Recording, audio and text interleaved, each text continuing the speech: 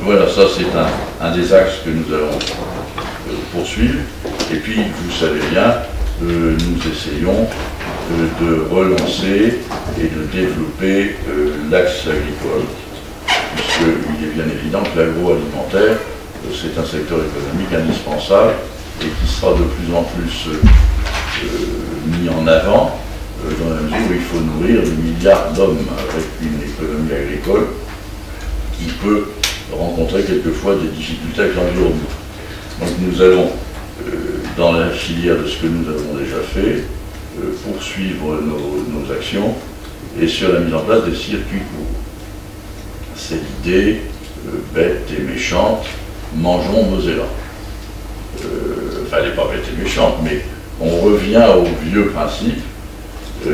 Pourquoi ne pas tenter de commercialiser de plus en plus de produits agricoles dans des filières courtes, sans intermédiaire et en échappant aux lois de la grande distribution. Il ne s'agit pas de faire la guerre contre le système de grande distribution, chacun a sa place, mais il faut, à côté des marchés actuels de distribution agroalimentaire, qui continueront à faire un gros volume, il nous faut progressivement lancer les circuits courts. On verra comment ça va. De même qu'on sait que dans les 20 ans qui viennent, c'est un autre aspect de nos actions, dans les 20 ans qui viennent, on passera progressivement de plus en plus à la voiture électrique, à des locations de véhicules. Ça change, les marchés changent. Donc on sait qu'en matière agroalimentaire, on peut lancer les circuits courts. Le département lui-même peut être un client formidable des circuits courts, puisque nous avons 90 collèges qui distribuent, je crois, 3,5 millions de repas, c'est ce que j'avais vu dans les notes de rentrée scolaire, 3,5 millions de repas par an. Ça veut dire un nombre de beefsteaks considérable. Et ça, enfin, le beefsteak de pommes de terre, enfin, tout ce qu'on veut. Donc en fait, ça on peut l'initier, et c'est au bénéfice, ces circuits courts, de la qualité. Donc, il faut le faire en parallèle avec la qualité.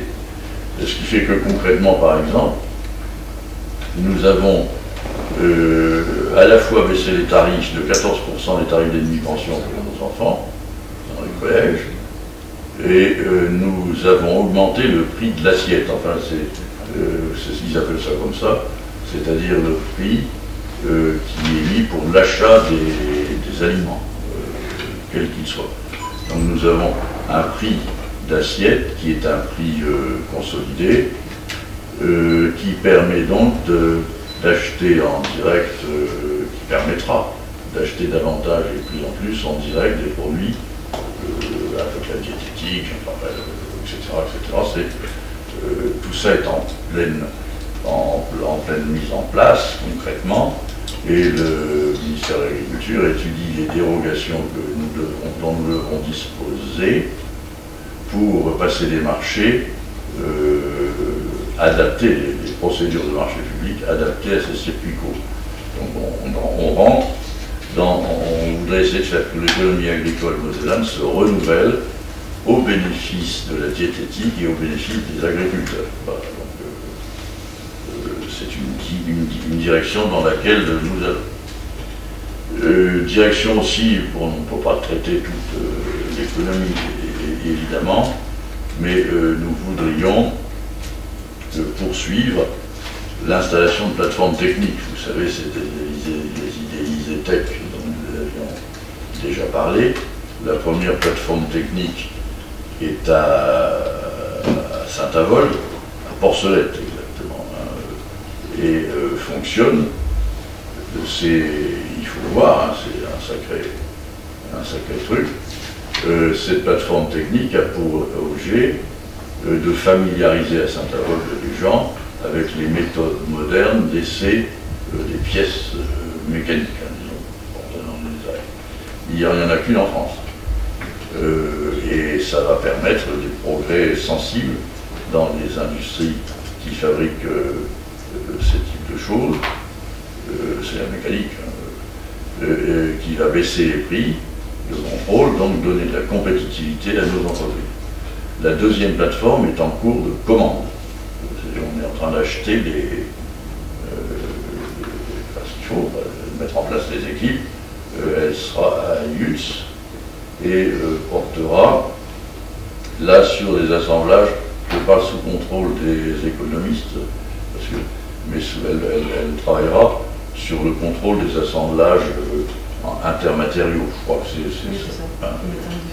la façon de traiter des matériaux, de les mélanger de façon à avoir des pièces plus légères et plus solides. Et ça au bénéfice de tous.